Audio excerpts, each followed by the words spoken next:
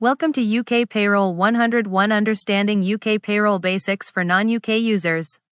When you pay an employee in the UK, they do not receive the full gross salary. Certain deductions are required by law. First, there is PAYE, which stands for Pay As You Earn, or income tax. The UK income tax is progressive. Every employee gets a tax-free personal allowance of £12,570 per year. Income above that is taxed in bands: 20% up to £50,270, 40% up to £125,140, and 45% above that. Pay is calculated cumulatively, meaning year to date, not just per month. Next, National Insurance, or NI. This is a social security contribution. Employees pay 8% on earnings between £12,570 and £50,270, and 2% on earnings above that. Employers also contribute 13.8% on earnings above £9,100 per year. Employer NI is an additional cost, not deducted from the employee's pay.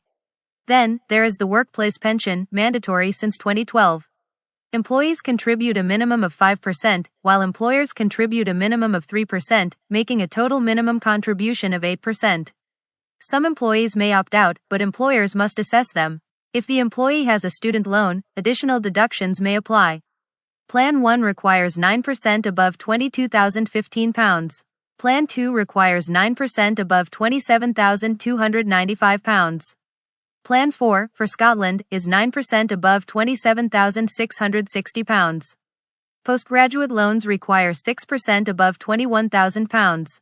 Let's look at an example. For an employee earning £3,000 per month, gross pay, £3,000. Pay tax, £365.70. Employee national insurance, £234.24. Employee pension contribution, £124. The total deductions are £723.94. This leaves a net pay of £2,276.06. For the employer, additional costs include employer NI, £269.38. Employer pension, £74.40.